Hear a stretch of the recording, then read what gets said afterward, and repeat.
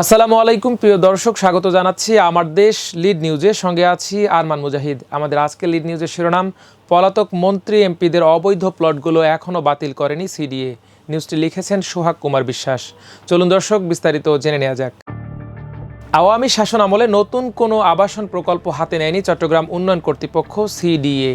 আগের প্রকল্প থেকে নিয়ম বহির্ভূতভাবে সংরক্ষিত স্থান ও জলাশয় ভরাট করে প্লট বানিয়ে বরাদ্দ দেওয়া হয়েছে তৎকালীন শাসক দলের পলাতক মন্ত্রী, এমপি ও দলীয় নেতা ও পেশাজীবীদের।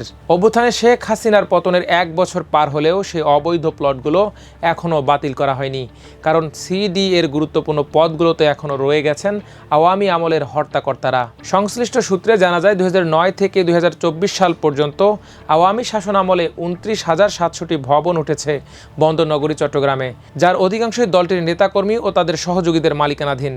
99% ভবনের ক্ষেত্রে কোনো নিয়ম মানা হয়নি। দীর্ঘ 16 বছরের শাসন আমলে নতুন কোনো আবাসন প্রকল্প নেওয়া না হলেও আগের প্রকল্প থেকে নিয়ম বহির্ভূতভাবে সংরক্ষিত স্থান ও জলাশয় ভরাট করে প্লট বানিয়ে বরাদ্দ দেওয়া হয়েছে পলাতক মন্ত্রী, এমপি ও দলীয় নেতা ও আওয়ামী পেশাজীবীদের। 3 দফায় এমন নিয়ম বহির্ভূতভাবে বরাদ্দ দেওয়া হয়েছে 155টি প্লট পাওয়া ব্যক্তিদের মধ্যে রয়েছেন আওয়ামী লীগের 7 মন্ত্রী, 8 এমপি ও 15 নেতা এবং দলীয় কোটায় নিয়োগ পাওয়া সিডিএর 10 জন বোর্ড সদস্য। হাসিনার পতনের পর 1 মাসের মধ্যে সিডিএতে চেয়ারম্যান নিয়োগ দেয় অন্তর্বর্তী সরকার। গঠন করা হয় পরিচালনা পর্ষদ। সবাই আশা করেছিলেন দ্রুত সময়ের মধ্যে অবৈধ প্লটগুলো বাতিল করা হবে, নেওয়া হবে অপরিকল্পিতভাবে গড়ে ওঠা ভবনগুলো ভেঙে পরিকল্পিত নগরী গড়ে তোলার উদ্যোগ। কিন্তু 1 বছরেও নগরবাসীর আশা পূরণ হয়নি, কারণ আওয়ামী আমলের হর্তাকর্তারাই চালাচ্ছেন সিডিএ। এ কারণেই ফ্যাসিস্ট সরকারের নেওয়া সব সিদ্ধান্ত এখনও বাতিল করতে পারেনি প্রতিষ্ঠানটি। অবৈধভাবে সিডিএর প্লট হাতিয়ে নেওয়া আওয়ামী মন্ত্রী, এমপি ও শীর্ষ নেতাদের মধ্যে রয়েছেন পলাতক পররাষ্ট্রমন্ত্রী হাসান মাহমুদ, ইঞ্জিনিয়ার মোশাররফ হোসেন, এবিএম ফজলে করিম চৌধুরী, আফসারুল আমিন, Shamsul Haque Chowdhury, MA Latif, Nurul Islam BSc, Saifuzzaman Chowdhury Jabed, ABM Abul Kashem, Dilip Barua, Mainuddin খান বাদল, আনিসুল ইসলাম মাহমুদ, চেমন আরা তৈয়ব, বীর বাহাদুর উশই সিং ও দীপঙ্কর তালুকদার। প্লট বাগিয়ে নেওয়া আওয়ামী নেতাদের মধ্যে রয়েছেন চট্টগ্রাম মহানগর আওয়ামী লীগের ভারপ্রাপ্ত সভাপতি মাহতাবউদ্দিন চৌধুরী এবং এইচএম বাহাউদ্দিন খালেক শাহজি। দলীয় কোটায় নিয়োগ পাওয়া সিডিএর সাবেক বোর্ড সদস্যদের মধ্যে যারা প্লট পেয়েছেন তাদের মধ্যে অন্যতম কয়েকজন হলেন নগর স্বেচ্ছাসেবক লীগের সাবেক যুগ্ম আহ্বায়ক KBM শাহজাহান, জসিম উদ্দিন শাহ, ম টিপু সুলতান চৌধুরী, আওয়ামী লীগের সাবেক ওয়ার্ড কাউন্সিলর হাসান মুরাদের স্ত্রী জাহেদা বেগম, জসিম উদ্দিন ও সোহেল মোহাম্মদ শাকুর। এদের সবাইকে 2013 সালে 405 নম্বর বোর্ড সভার সিদ্ধান্ত মোতাবেক অনন্যা ও কল্পলোক আবাসিক থেকে 4 ও 5 কাঠার প্লট বরাদ্দ দেয় সিডিএ। জানা যায় ওই সময় পুরনো এই 2টি আবাসিক এলাকায় এত প্লট বরাদ্দ দেওয়ার কোনো সুযোগ ছিল না। নিয়ম রীতির তোয়াক্কা না করে পার্ক, খেলার মাঠ, জলাশয় এমনকি কবরস্থানের জন্য নির্ধারিত এলাকা কমিয়ে নকশা পরিবর্তন এনে তৈরি করা হয় এসব প্লট। সিডিএর প্লট বরাদ্দ প্রবিধিমালা বলছে, চট্টগ্রাম সিটি কর্পোরেশন এলাকা কিংবা সিডিএর আবাসিক প্রকল্পে কোনো আবেদনকারী বা তার পরিবারের সদস্যদের নামে প্লট থাকলে তাকে দ্বিতীয়বার আর প্লট বরাদ্দ দেওয়ার সুযোগ নেই।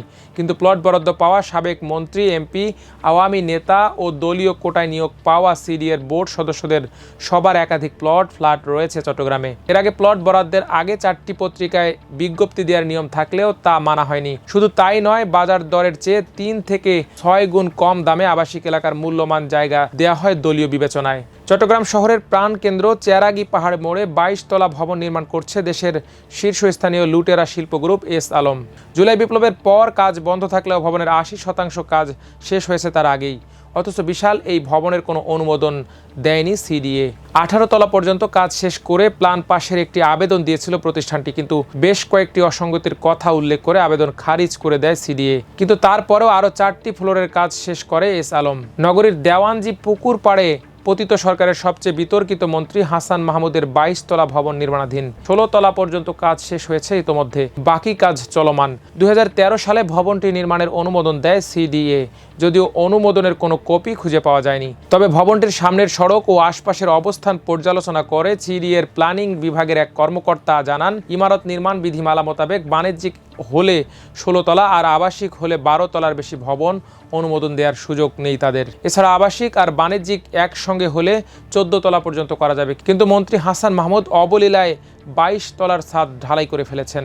নগরীর জিইসি মোড়ের পাশে ও আর নিজাম রোড সিডি এর তালিকাভুক্ত আবাসিক এলাকা। নিয়ম অনুযায়ী আবাসিক এলাকায় বাণিজ্যিক প্রতিষ্ঠান তৈরির সুযোগ নেই, কিন্তু এই আবাসিকের শুরুতে গড়ে উঠেছে মহানগর আওয়ামী লীগের কোষাধ্যক্ষ ও সিডি এর সাবেক চেয়ারম্যান আব্দুস সালামের মালিকানাধীন ওয়েল পার্ক রেসিডেন্সের নামে একটি 3 স্টার মানের আবাসিক হোটেল।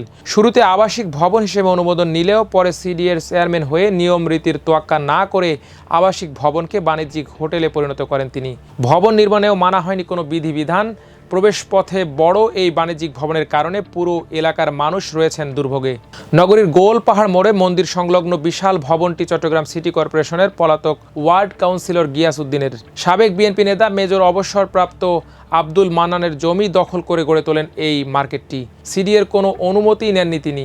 দখল করা জমিতে ভবন নির্মাণের ঘটনা সবার জানা থাকলেও আওয়ামী লীগের পতন ও দখলকারী কাউন্সিলর গিয়াস উদ্দিন পালিয়ে যাওয়ার 1 বছর পেরিয়ে গেলেও অবৈধ এই ভবনটি ভাঙার উদ্যোগ নেয়নি কেউই।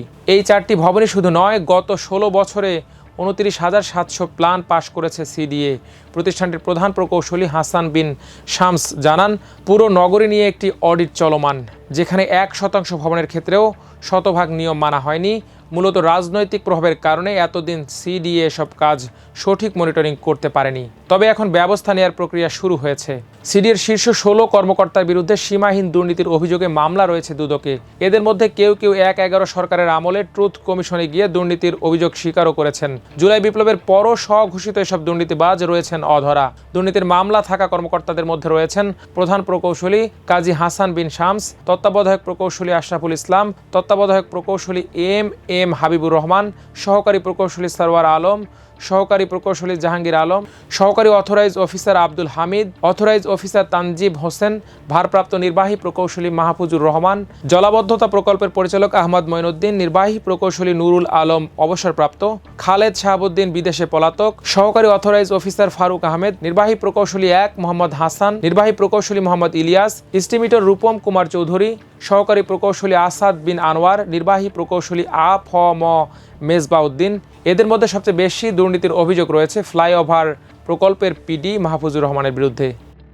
গত 30 নভেম্বর সিডিএ পরিদর্শনে আসেন অন্তর্বর্তী সরকারের গৃহায়ন ও গণপূর্ত মন্ত্রণালয়ের উপদেষ্টা আদিলুর রহমান খান ও প্রয়াত উপদেষ্টা হাসান আরিফ। সিডিএর হল রুমে প্রদর্শন করা হয় সিডিএর বিভিন্ন প্রকল্পের ডকুমেন্টারি, যেখানে বন্দনা করা হয় পতিত সরকারের বিভিন্ন কথিত উন্নয়ন প্রকল্প ও পলাতক মন্ত্রী এমপি ও শেখ হাসিনার, যা দেখে ক্ষোভ প্রকাশ করেন উপদেষ্টা আদিলুর। তিনি বলেন, সিডিএতে ফেসিবাদের ক্ষত এখনও রয়েছে। ফেসিবাদের ক্ষত এখনও আপনাদের মাথা থেকে যায়নি। আপনাদের কোনো প্রস্তুতি নেই, কোথায় কি দেখাতে হবে সেই বোধটুকু আপনাদের নেই। এভাবে এত বড় প্রতিষ্ঠান চালাবেন কি করে? সবাই কয়েকজন বোর্ড সদস্য এই ডকুমেন্টারি তৈরির সঙ্গে জড়িতদের বিরুদ্ধে ব্যবস্থা নেওয়ার দাবি জানান। সিডিএর চেয়ারম্যান ঘটনার জন্য দুঃখ প্রকাশ করে দায়ীদের চিহ্নিত করে ব্যবস্থা নেওয়ার আশ্বাস দেন, কিন্তু তা বাস্তবায়ন করা হয়নি। বিশ্বস্ত সূত্রে জানা গেছে, জলাবদ্ধতা নিরসন প্রকল্পের পিডি মাইনুদ্দিন এই ডকুমেন্টারিটি তৈরি করেছিলেন, কিন্তু তার বিরুদ্ধে ব্যবস্থা নেওয়া হয়নি। আওয়ামী সরকারের 16 বছরে চট্টগ্রামের সবচেয়ে দুর্নীতিগ্রস্ত প্রতিষ্ঠান হিসেবে দুর্নাম অর্জন করেছে সিডিএ। জুলাই অভ্যুত্থানে ফ্যাসিবাদী শাসনের অবসান হলে এই প্রতিষ্ঠানটিও তার ভাবমূর্তি ফিরে পাবে এই প্রত্যাশা করেছিলেন সবাই, কিন্তু গত 1 বছরে প্রত্যাশার 1% অর্জিত হয়নি বলে দাবি করেন সুজনের চট্টগ্রাম জেলা সম্পাদক আক্তার কবির চৌধুরী। তিনি বলেন, অবৈধ প্লট বাতিল কিংবা নিয়ম লঙ্ঘন করে তৈরি করা ভবন ভাঙতে 1 বছর লাগবে তার যৌক্তিকতা নেই।